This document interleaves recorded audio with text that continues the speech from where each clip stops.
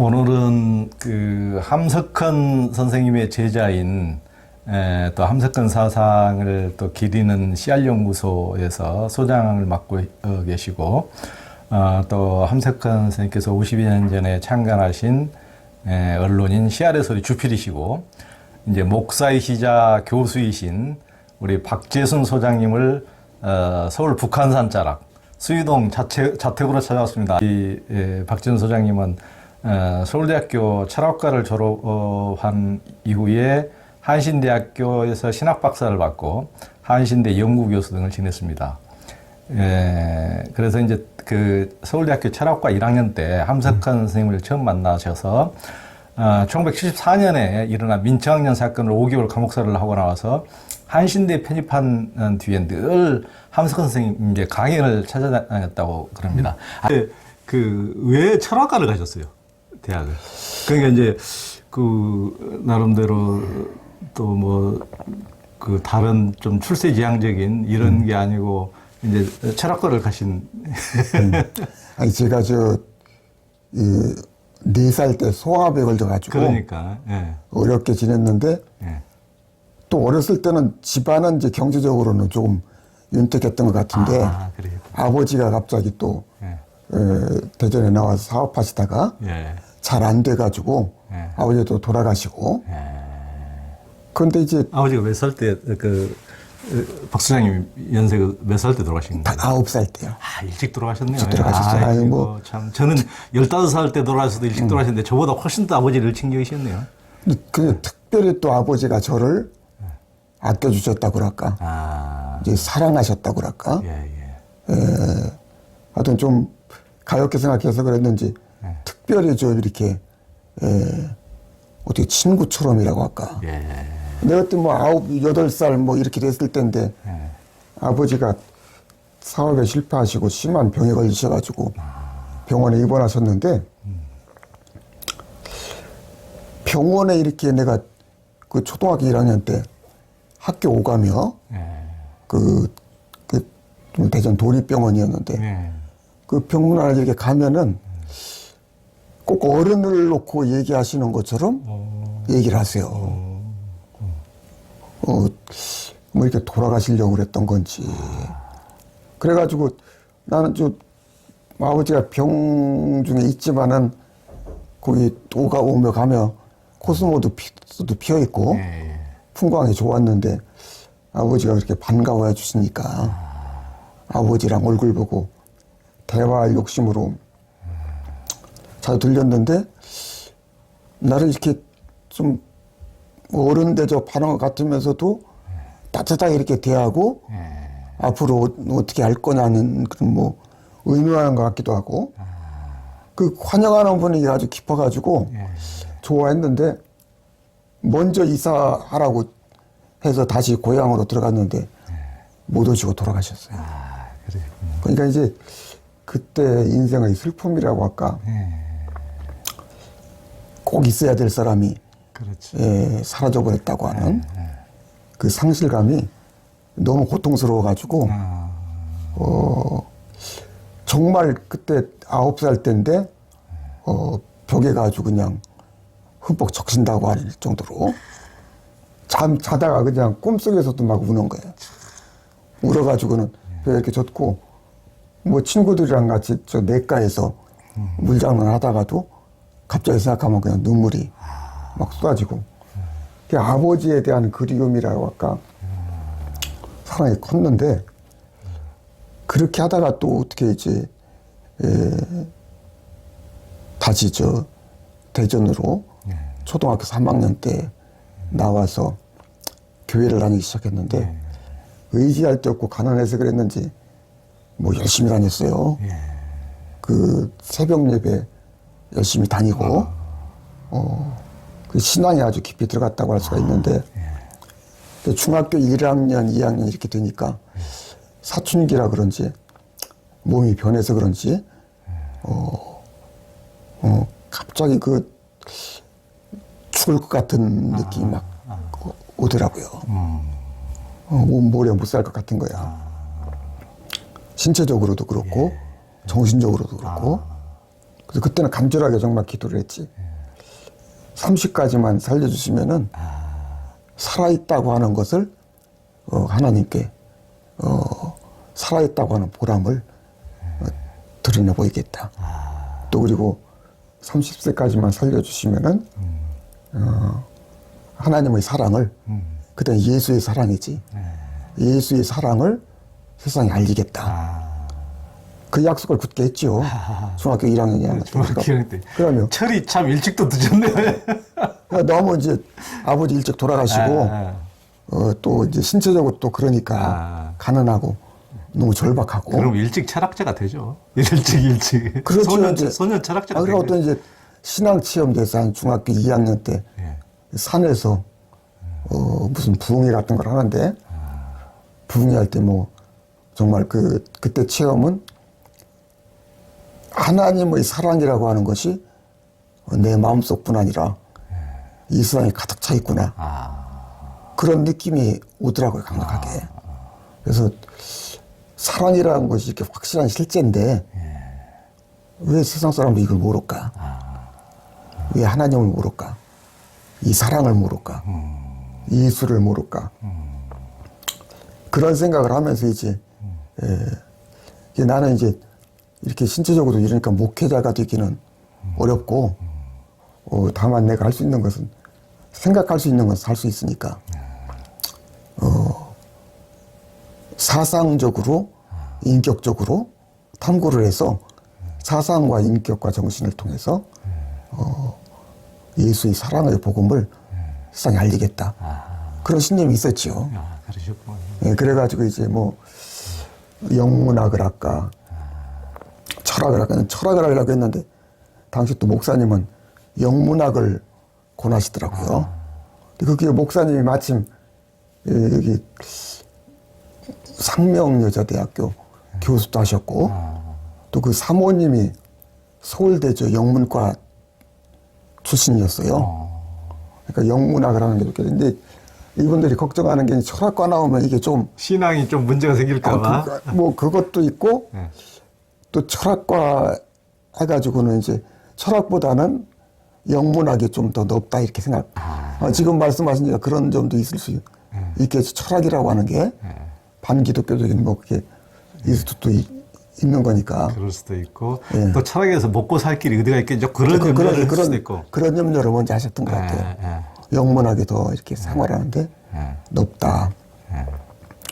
근데 그때 공부는 대전고등학교 나왔는데 실력으로는 영문과는 들어갈 수 있다 이런 정도로 돼 있었던 것 같아. 그 대전의 명문 대전고에서도 공부를 잘하셨군요. 아니 좀 이제 기복이 좀 있었는데 막바지로 열심히 공부를 하니까 성적이 쭉 올라가더라고요. 그래서 그 담임 선생님이 그 후배들한테 저 지난해 저 번호 몇 학년 몇 반 1번하고 3번을 보라 그랬다는 거예요. 근데 2학년 때는 무슨 저 모듈형이라는 문학 서클하고 교회 뭐 학생회 하고 뭐하고 하다 보니까 성적이 한참 떨어졌어. 이제 고3 올라가가지고 공부에 집중하니까 문과에서 그냥 쭉 올라가가지고 나중에 1위까지 하더라고. 와. 그러니까 이제 그 선생님이 1번을 보라고. 그러니까 늘 1등만 한 건 아닌데 하여튼 그래도 문과에서 1등하고. 뭐 그다음 1번이었어요. 1번 번호가. 번호도 키가 작으니까. 1번을 보라고. 그 3번은 이제 내 짝꿍이었는데 그 친구도 키가 작았는데 전주중학교 나온 친구인데 나중에 거의 재수해가지고 이제 서울법대 들어가서 판사를 했지요. 1번하고 3번 1번이 훨씬 낫습니다. 판사 되고. 근데 하여튼 그렇게 해가지고 이제 철학 공부해가지고 이렇게 됐던 거죠. 참 그 일반인들보다도 이제 뭐 이제 목사님이 일찍 처리되신 것 같고 어떤 이제 아버님도 일찍 돌아가시고 어떤 신체적인 이런 것도 있고 그러니까 이제 굉장히 일찍 어떤 철학적 사유랄까 고뇌랄까 또 신앙도 그렇고 그런 걸 다른 사람들보다도 좀 훨씬 일찍 이렇게 또 발동이 걸리신 것 같고 또 대학교 가서도 벌써 일찍 또 운동권에 가시기도 하고 함석 선생님도 일찍 만나시기도 하고 굉장히 대학교 갈 때 보통은 고등학교 때는 그런 그 사회의식이라는 게 없잖아요. 없지요. 특히 저 대전에 대전의 분위기가 좀 보수적이고 그렇죠. 그때만 하더라도 이게 없는데 아니 대학 1학년 와서도 마침 그때 저 교양과정부가 서울 공대에 있었는데 거기 공대 교회가 있었어요. 로스 목사님이라고 미국인 목사님이 쌍방울 그 기업 후원을 좀 받으셨던 것 같고 그래서 거기다 예배당도 짓고 그래가지고 공대생들이 많이 오는데 교양과정부생들도 거기 많이 갔죠. 근데 거기 함 선생님이 강연을 오셔가지고 근데 첫 번째 1학년 때 봤을 때는 함 선생님 나이 70이신데 머리가 하얗고 노인이죠. 그렇죠. 근데 그 뭐라고 그 목소리라고 할까 그 기상이 그 기가 하늘을 뚫는 것 같아. 눈에서 불이 나오는 것 같고 이 사람이 그렇게 느낌이 있잖아요. 그 말이나 저 어떤 기운 같은 걸 느끼게 되는데 그렇죠. 기운이 그냥 위로 뻗쳐서 하늘을 뚫는 것 같더라고요. 그래서 그때는 겁이 나가지고 무서워서 또 시골에서 온 뭐 세상 물정 정말 모르죠. 모르는 사람인데 말은 굉장히 뭐 잘 이렇게 들었던 것 같은데 함 선생님은 너무 두려운 분이다. 그런 생각이 꽉 있었던 것 같아요. 그때는 못 만나고 근데 물리대 와가지고 이제 3학년 지나고 4학년 초에 나중에 성균관대학교 교수였던 이좌영이라고 경기고등학교 나온 친구가 있었는데 그 친구가 나한테 뭐 이렇게 뭐 얘기를 같이 뭐 그때는 무슨 뭐 일본 상품 불매운동 같은 좀 이상한 얘기를 하면서 그런 얘기를 좀 같이 고민할 텐데 우리가 고민할 게 아니라 함석권 선생님을 만나가지고 그런 분들이 고민해야 될 일이다. 나는 뭐 함 선생님이 어디 계신지도 모를 때죠. 근데 그 친구가 이제 서울 사람이니까 나를 데리고 함 선생님 댁을 찾아간 거지. 찾아갔는데 그때 그 원효로 댁에서 배웠을 때는 정말 좁은 방에 안진뱅이 탁자 이렇게 하나 놓고 뭐 이제 차 같은 거 이렇게 마시고 거기 앉아가지고 그냥 뭐 이렇게 책 몇 권 읽고 굉장히 검소하시더라고요.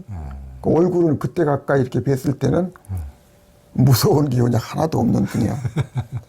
대중 앞에 섰을 때하고 또 개인적이라고 다르구만요. 너무 편안하고 또 서울대 철학과 학생이 둘이 왔다고 그러니까 선생님이 반가워가지고 근데 이 문명이나 뭐 철학 이런 얘기를 할 줄 아는 이것들이 와가지고는 그런 얘기는 안 하고 무슨 불매운동 얘기하고 그러니까 한참 얘기하다가 그때 이제 그런 말씀 하시더라고요.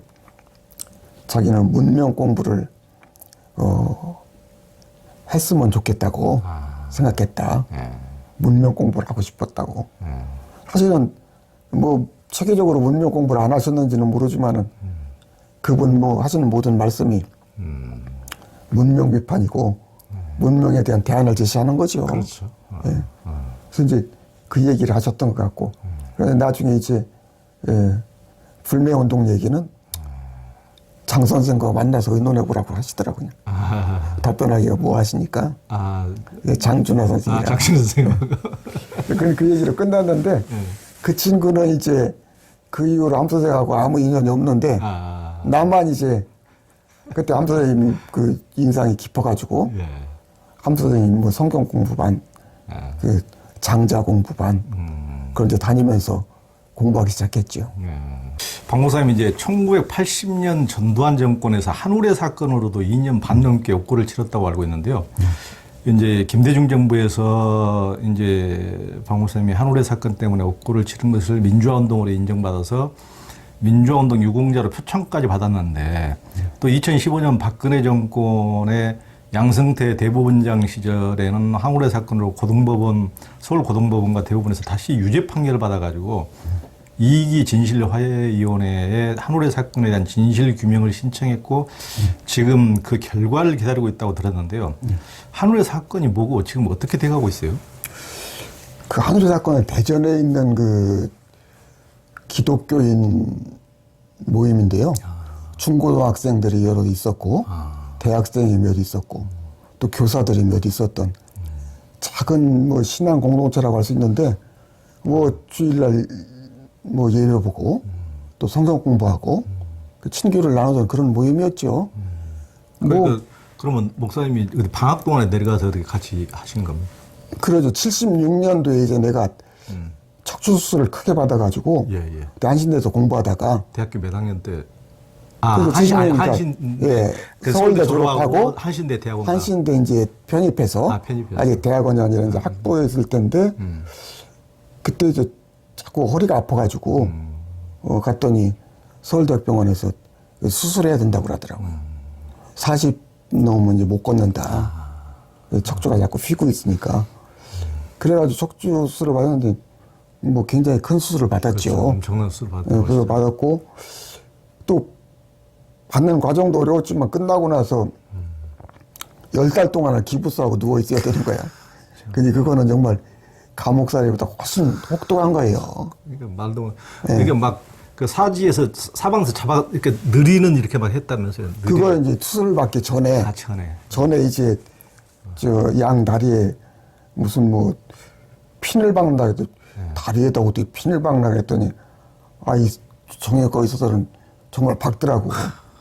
뭐 마취 조금 이렇게 여기다 주사 몇 방 놓더니 드릴이 막 돌아가기 시작하는데 여기 하니까 텅하고 터지고 그냥 또 있다가 텅하고 터지는 거 보니까 이게 관통하는 거야 그걸로.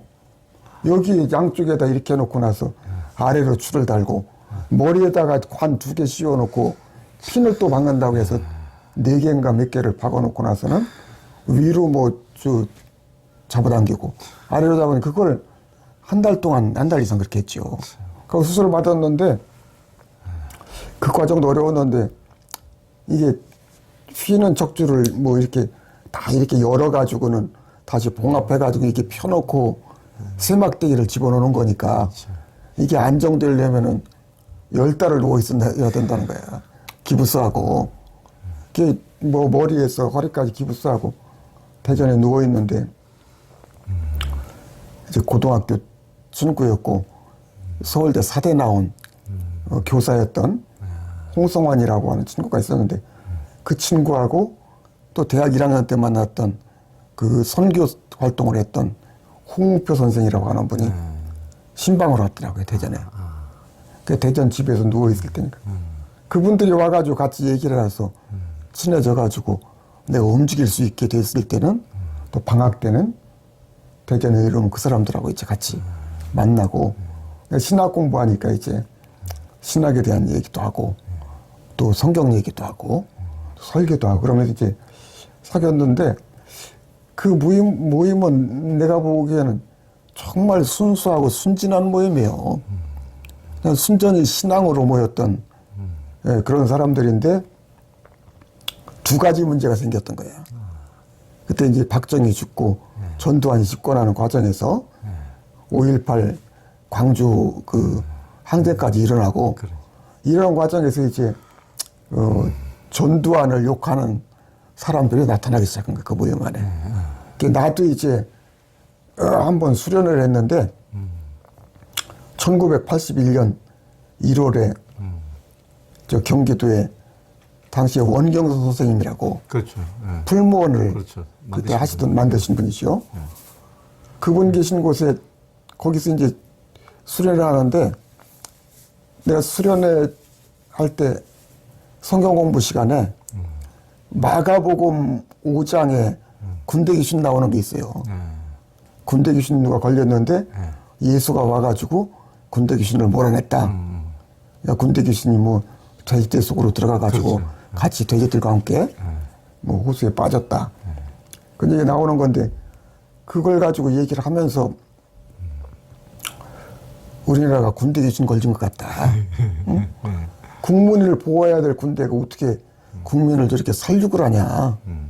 군대 귀신 걸린 거다. 예수의 이름으로 우리가 믿는 사람의 입장에서 보면은 이 군대 귀신을 몰아내야 된다. 그러면서 국민을 보호하지 않고 국민을 살상하는 이런 군대는 없어야 된다. 이런 얘기를 쭉 했지. 했는데 원경 선생님이 그때 나이 많으셨는데 이분이 평화주의에 관심이 굉장히 많으셨다가 그 얘기를 듣고 굉장히 자극을 받으신 거야. 굉장히 귀담아 들으셨던 거야. 그래서 이제 그분은 계속 이제 군대에 그런 얘기를 하셨지, 그 이후에.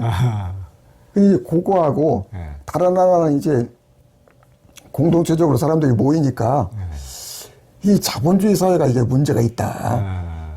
이게 너무 그냥 이기적으로 살고 돈 중심으로 살고 그러니까 인간의 정신이나 인간의 삶이 황폐하게 된다. 이게 공동체가 깨지고 그러니까 사람다운 삶을 살고 서로 이렇게 모여서 신앙을 지키려면은 우리가 공동체적으로 살아야 되겠다. 자본주의 풍조에 너무 따라가면 안 되겠다. 거기까지 얘기한 건 맞는데 이게 전두환 욕했다는 거하고 군대 비난했다는 거 그것이 하나가 있고 다른 하나는 자본주의를 부정하고 공동체 공동으로 뭐 이렇게 서로 주고받으면서 산다고 하는 이 공산주의 아니야 이렇게 된 거지. 이제 북한 공산주의에 뭐 이렇게 호응해서 나라를 전복해가지고 공산사회로 만들려고 결의를 했다. 이런 식으로 이제 뭐 이렇게 하여튼 도중에 이렇게 이제 후배 하나가 대전에서 나는 서울에 있어서 몰랐는데 어린애들 들여다 놓고 한참 그 어목할 텐데 전두환 욕하면서 계속 그런 얘기 하니까 이게 들은 학생들이나 누구 통해서인가 그 부모들 통해 가지고 고발이 됐던 것 같아.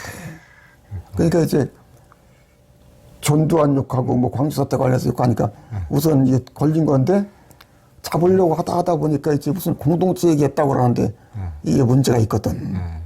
그러니까 이제 너희들이 반국가 단체를 구성한 거다 이런 식으로 해서 나중에 무슨 반국가 단체를 구성하냐 그런 의논을 한 적이 없다 그러니까 공소장에 보니까 이심전심 묵시적으로 하고 해서 뭐 이렇게 공동체를 전국적으로 확산시켜서 공산사회를 만들려고 했다 이런 식으로 이제 했는데 근데 이게 엉터리잖아요. 그러니까 이제 1차 대법원에 올라가 가지고는 대형 판사들 보니까 너무 한심하니까 그 사람들이 원심 파기하는 판결을 내렸어. 전원 합의로. 이게 자기들이 보니까 경찰 조사, 검찰 조사 어디를 보더라도 이 사람들이 반국가 단체를 구성한다는 합의를 한 적이 없다. 다 부정하고 있다. 그리고 또 반국가 단체가 성립이 되려면은 적어도 무슨 이 사람들이 무슨 세력을 형성해서 나라를 어떻게 하겠다고 하는 무슨 계획이 있어야 되고 그리고 또 실질적으로 무슨 이게 행동 지침이나 행동 계획이 있어야 되니까 아무것도 없다. 그러니까 이건 반국가 단체가 아니다. 반국가 단체가 되는 요건까지 자기들이 이제 정의를 내려가면서 이건 또 조서에도 어디 반국가 단체 한다는 말도 없었고 계획도 없었고 실질적인 무슨 힘도 없고 아무것도 없는데 무슨 반국가 단체냐 이랬는데 그 당시는 전두환 마음대로 할 때니까 또 정보부나 검찰이 힘이 있을 때지요. 판사도 아무 힘이 없을 때야. 그냥 고등법원으로 다시 내려갔는데 고등법원에서 새로운 증인도 없고 증언도 없고 아무것도 없는데 할 말 있으면 하라고 하더라고. 할 말 없다고. 근데 유죄야 그냥 또. 두 번째 대법원을 하는 두 번째 대법원에서는 이회창이 거기 들어가 있어. 아주 또 전원 일치로 유죄야. 두 번째 유죄 판결할 때 이회창이 거기 있어. 그러니까 이회창이 대쪽이라는 소리를 난 처음에 그거 몰랐어 이회창인 줄. 그 나중에 보니까 이회창이야. 근데 그 이회창이 대쪽이라고 해서 나중에 감사원장 하다가 국무총리 하다가 대통령 후보까지 나와서 아유 저건 순 나쁜 놈이라고 내가. 반쪽이고 대쪽이 아니고 반쪽. 대쪽은 무슨 저렇게 형편없는 놈이. 우리 저 대전에서 1심 처음 할 때는 이인재 씨가 또 부심이더라고. 참.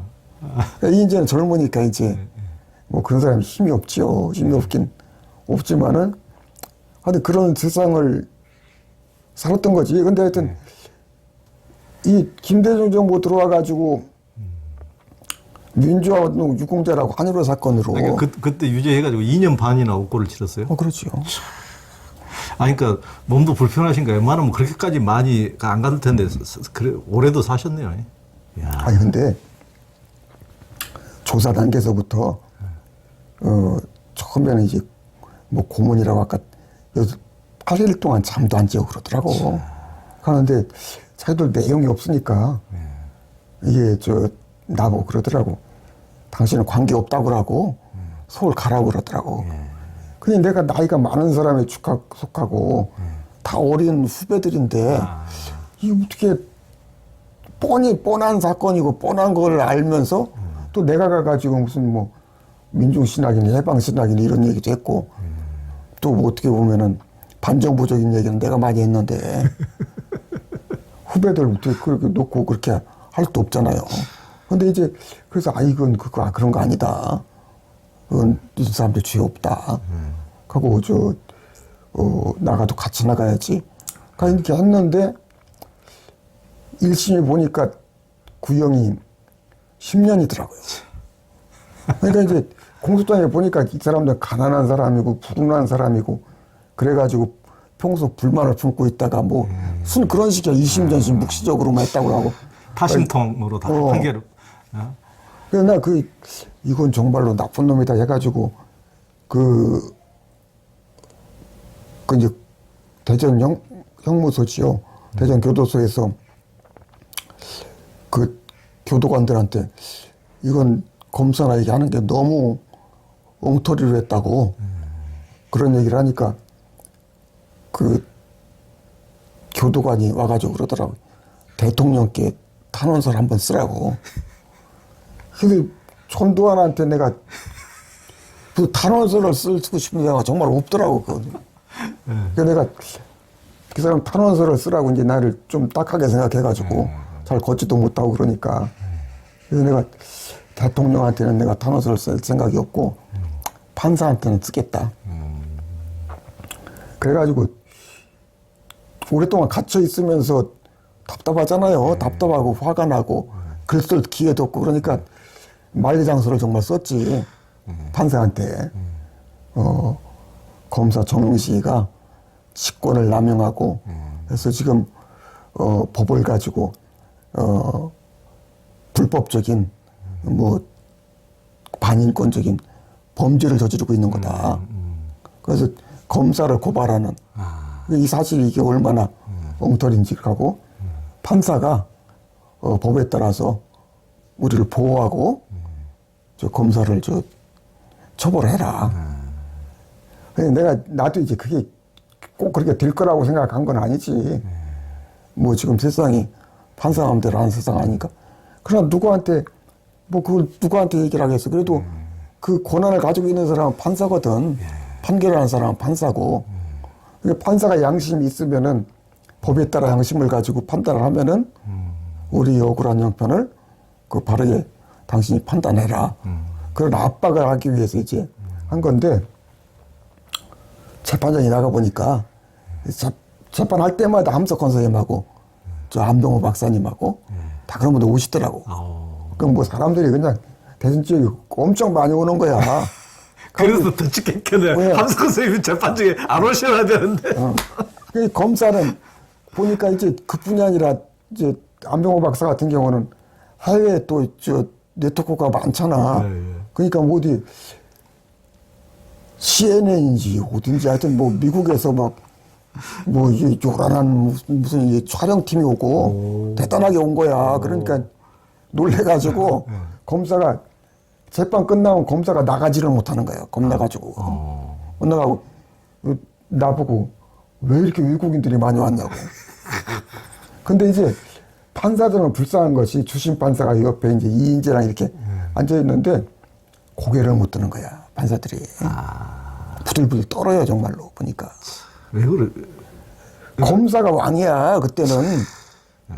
검사 이거 완전히 깡패 같은 놈이더라고. 거기 가가지고는 뭐 기가 속에 이제 빡 들어가가지고는 겁이 없는 거야. 이제 말하자면 권력층, 저 정부부 다 지들 건 거야 이게. 판사는 그게 아닌 거야. 판사는 그러니까 이렇게도 못하고 저렇게도 못하고 그냥 말하자면은 고양이 앞에 쥐처럼 나가서 딱 보니까 그림이 잡히는 거야. 응? 판사들한테 그런 편지 쓴 것이 어떤 의미가 아무 의미가 없다는 걸 알았지. 근데 그렇게 해가지고 그렇게 오랜 세월이지 말하자면은. 예. 내가 재판만 대법원 2번 받았으니까 한 5번은 재판을 받은 거예요. 법정 가가지고. 서울에 2번 오르내리고. 하여튼 공부는 한 거죠. 2년 반 동안 어떻게 생각하면은 편한 거지. 어디 형무소에서 어디 교도소에서 주로 있었어요? 주로 대전에 많이 있었어요. 대전교도소. 나중에 홍성 교도소에 있었어요. 사상범들이 대전교도소에 원래 많이 있더만 보니까. 그러니까 이제 내가 그 얘기도 재미있는데 한 달 반 동안은 여관에서 한 열흘인가 있었고 그 다음에 저 도경 대공분실한 반지하에서 한 달 정도 있었고 또 대전경찰서 유치장에서 있다가 그게 뺑뺑 돌다가 이제 마지막에 대전교수 들어가는데 보통 대전교수 들어가려면은 검사 추조를 받아야 되거든. 검사를 거쳐야 돼. 근데 검사 방에 갔는데 문 입구에 이렇게 작은 의자에 나를 앉혀놓고 나서는 검사는 원래 자기 책상에 앞에 앉아가지고는 아무 말도 안 하더라고. 그 신문만 보고 1시간 동안 그러다가는 나를 그냥 내보내는 거야. 내보내더니 또 그냥 이 사람들 5시간, 4시간이건 유치감에다 그냥 가둬놓고 그냥 대기시키는 거야. 대기시키다가 밤 12시 가까이 이렇게 돼가지고는 대전교수소 들어가는데 한 문을 6개나 지나가는 것 같아. 대문 지나가고 무슨 문 지나가고 그 다음에 지나가는데 부끄러운 얘기지만은 모르겠어요. 내 선생님들은 어떻게 했나 모르겠어. 안병구 선생님 이런 분들도 다 감옥에 들어갔다는데 들어가는 저 차가 저 바지 내리라고 그래요. 내리라고 하고 학문 검사를 해. 다 하더라고. 근데 수치스럽지. 예. 그렇게 하고 나서는 이제 옷 갈아입히고 이제 밥그릇 노란 밥그릇 하나하고 숫자하고 4번 이거 주고 이제 들어가는데 한 밤 2시경에 계속 문 열고 들어가고 들어가는데 어느 방에 들어갔어. 들어가서 이제 누워 있는데 옆에서 이 벽을 치면서 옆방 그러는 거예요. 그래서 왜 그러시냐고, 어떻게 들어왔냐고. 그 어떻게 들어왔다는 설명을 하기가 어렵더라고요. 그래서 아니 이렇게 무슨 기독교 이렇게 좀 설명을 하고 있는데 몇 년 받았느냐 이렇게 물어보는데 몇 년 받기는 지금 검사 추조도 안 받았는데 검사 추조도 안 받았다고 했더니 여기는 그런 데가 아닌데 이상하다고 그러면서 아무튼 걱정할 거 없다고 난 여기 33년째 있다고 그러니까 장기수였구나, 아니 그 걱정이 안 되는 게 아니라 걱정이 되지. 33년째 있는데 걱정하지 말라고 그러면서. 조금 또 옆방에서 두드려가지고 그분도 또 얘기하다가 몇 년 받았느냐 그래서 또 이렇게 얘기하는데 그게 똑같은 얘기라는 거 걱정하지 말라고 자기는 32년이라고 걱정이 안 되는 거야. 걱정이 되지요. 근데 평생 거기서 죽을 때까지. 근데 이제 나는 이제 그래도 이제 그 다음날 아침에 일어났는데 거기는 정말 태평하더만. 거기는 방마다 다 운동장이 조그마한 게 있어. 방 2개가 운동장 하나를 쓰는지 하여튼 그렇게 뭐 특이하지. 사상범 사라 그런 건지. 근데 아침에 일어나니까 사람들이 오며 가며 문을 열고 다 인사를 하고 가더라고.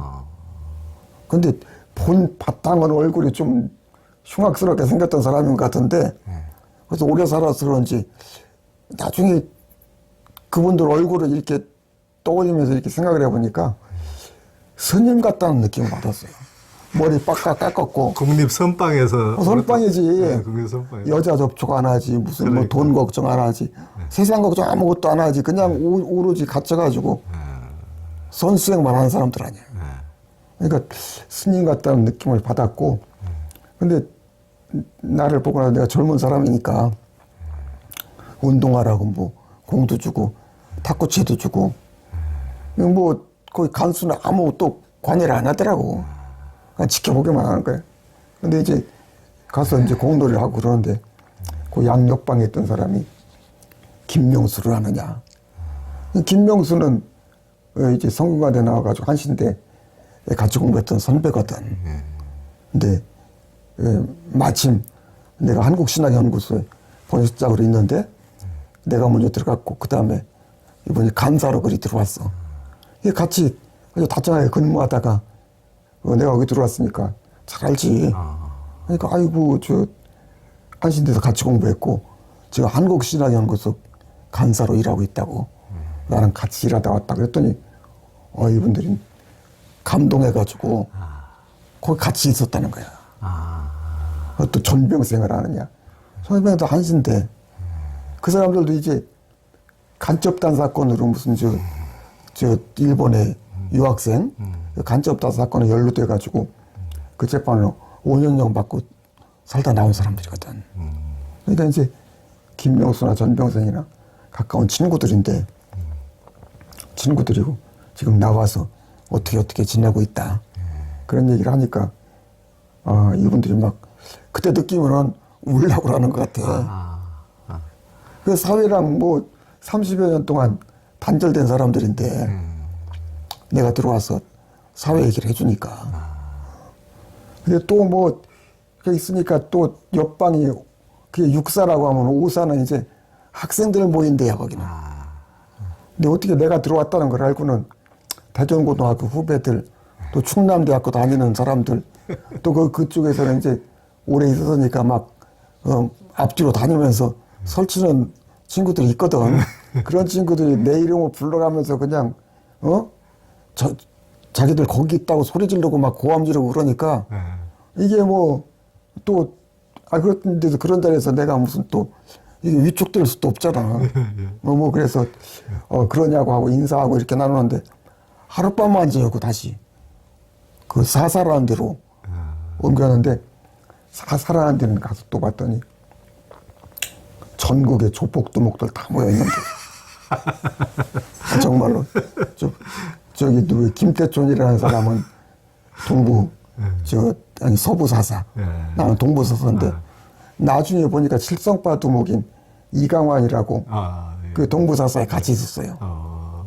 나보다 나이가 한 7살이나 뭐 8살이나 많을 거야. 근데 그 사람은 그 깡패 세계에서는 뭐 최고 센 사람들이니까 뭐 그 사람들 사이에는 아주 군기가 딱 잡혀 있지.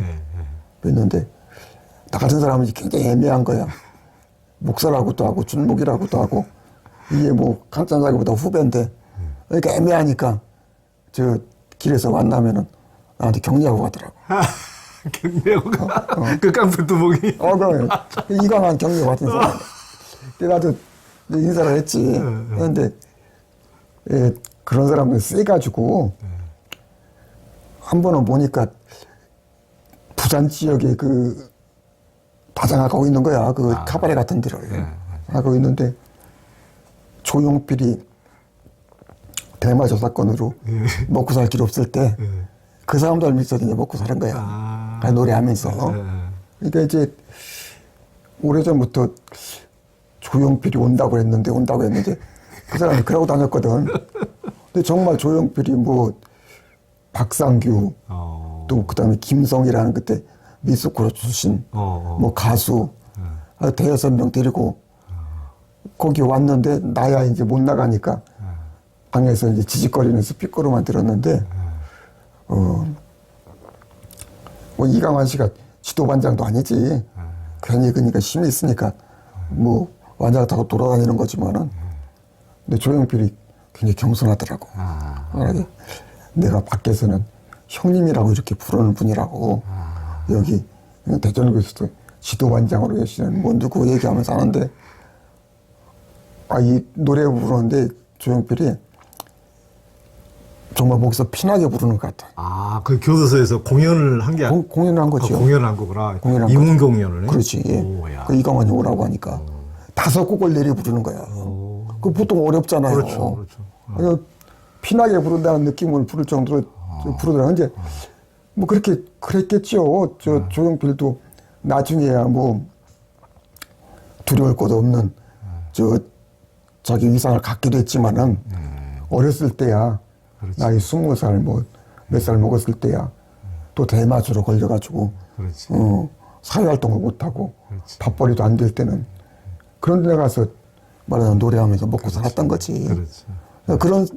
그런 때는 또 그런 사람들하고 최소한 의리를 지켜주는 거고.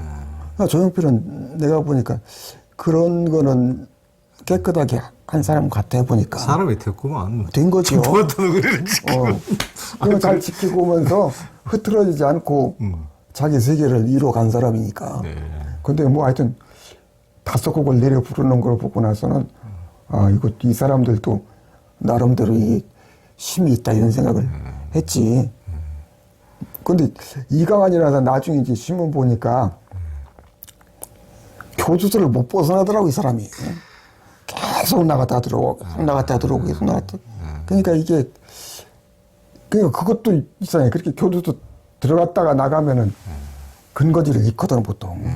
돈도 잃고 조직도 잃는 건데 이강환은 무슨 하여튼 역량이 있는 사람인 거예요. 돈도 유지하고 조직도 유지하는 거예요 끝까지. 오늘 사건은 지금 뭐죠 재심. 그러니까 이제 뭐 그렇게 이상하게 양승태 때 이상하게 돼가지고는 지금 이제 제2진실화위원회에서 연락이 왔더라고. 특별히 관심 가지고 있다고. 응? 그러잖아요. 그 그렇죠. 1기 화해 때 그건 안 냈거든. 안 낸 이유는 부상자까지 받았는데 뭐 또 그걸 내냐 이렇게 생각을 했지. 근데 이제 양승태 쪽에서 그렇게 당했으니 바로잡을 필요가 있으니까 거기서는 이제 자료가 굉장히 많으니까 1차적으로 자료를 자기들이 검토하겠다고. 여러 번 참 죽이고 그때 당시 하여튼 전두환 시절에 참 이렇게 몸을 편찮으신 분까지 그냥 그 모함을 씌워가지고 그렇게 2년 반 동안이나 옥에 가두고 참 그 처참한 세월을 온몸으로 이렇게 참 사셨구만요. 이게 이제 내가 또 한 말, 이건 좀 종교적으로 관련이 좀 있는 걸 거예요. 처음에 9월 달에 대전에서 나가서 저 10년 구형받고 들어왔는데 교도소는 일찍 추위가 와요. 9월 달 되니까 벌써 찬바람이 불더라고. 근데 교도소라 그런지 그 찬바람이 부니까 기침이 콜록콜록 나고 몸이 이게 좀 못 견딜 것 같은 거야. 근데 이 몸에다가 이 콜록콜록 거리는데 이 추운 겨울을 내가 여기서 견디는 자신이 없고 지금 전두환이 저 잔인한 사람인데 나라고 봐주고 뭐 이렇게 그러가지도 않고 그 자구책으로 그날 밤부터 화장실 들어가서 변소 들어가가지고는 찬물 수건에 찬물을 적셔가지고는 몸을 닦고 냉수 마찰 한 거죠. 자기 전에. 하고 그걸 매일 하다 보니까 몸에서 열이 나가지고 감기도 안 걸릴 뿐 아니라 식욕이 좋아져가지고 몸이 좋아지더라고요. 그러면 전두환이가 은인이구만요 보니까. 몸무게가 좀 늘어나고 오히려 그 정말 나올 때까지 감기 한 번 안 걸렸어요. 그 사람이라 놀라운 거예요. 내 몸이 이렇게 부실부실하고 힘이 없고 콜록콜록 했는데 9월달에 콜록콜록 했는데 이 냉수 마찰을 매일 저녁에 하고 자니까 밥맛이 좋아질 뿐 아니라 어떻게 감기라는 건 안 걸렸어요. 그런데 나만 그런 것이 아니라 강원도에서 이제 대학 1, 2학년 때 대모하고 온 어린 후배들도 있었는데 이 친구들은 또 그냥 저 한겨울에 어디 보면은 복도에 나와가지고는 찬물 그냥 큰 통에다 받아다 놓고 빨가벗고 뒤집어 쓰더라고. 뒤집어 쓰고 그걸로 뭐 이렇게 또 마찰 하는 거야, 냉수 마찰을. 하면은 그 친구는 젊어서 저 몸에서 열이 뻗쳐서 그런지 그냥 몸에서 더운 기운이 무럭무럭 나는 거야. 근데 그런 거 보면서 이 교도소에 들어온 젊은 사람들이 수백 명, 수천 명인데, 물론 정신질환 환자 돼가지고 폐인돼서 나가는 사람도 아주 없진 않지만은 대체로는 더 강건해져가지고 나가거든. 대체로는 더 강건해져 나가잖아요. 그렇게 냉수 마찰하고 그렇게 뭐 열이 그렇게 기운이 뻗치는 그런 젊은 사람들이 지내고 나가면 기가 안 죽거든. 그렇죠. 그 나가가지고 계속 또 운동하는 거야, 이 사람들은. 그러니까 이게 우리 한민족이 아마 우리 후손들에게 물려준 것이 꼭 어떤 종교를 가지고 있지 않다고 하더라도 이 몸을 갈고 닦는, 몸을 단련하는 이런 어떤 종교적인 전통이라고 할까, 기운을 남겨준 것이 아닐까. 그러니까 꼭 냉수 마찰 안 했다고 하더라도 감옥에 갇혔다고 그러면 이게 무슨 종교적인 무슨 어떤 신념이 없이는 그 이겨내기가 어려운 거거든요. 그렇잖아요. 그렇죠. 어떤 권력에 몰려가지고 감옥에 갇히는 건데 거기서 1년, 2년 지내고 나와가지고 더 기운이 뻗쳐가지고 한다고 하는 거는 뭔가 이게 종교 정신사적으로 우리 민족이 가지고 있는 어떤 적시적인 에너지가 있는 거다, 이거는. 그래서 그 기운으로 나와서 민주화도 이렇게 이룬 것이 아닐까. 그래서 그런 거를 좀 입체적으로 이렇게 좀 전체적으로 이해하면 좋은데 그런 사상과 철학을 고민하는 사람들은 사실 거의 없는 거지. 다 지금 과학자, 역사학자들이나 정치학자들이나 사회과학자들은 사회 분석만 하잖아. 예. 실증전 자료만 가지고 얘기하고. 그러니까. 지금 내가 얘기하는 이런 경험을 담아내서 지난 50년 역사를 이해가 될 건데. 그러니까 우리 이 사상이나 철학이나 이 학문에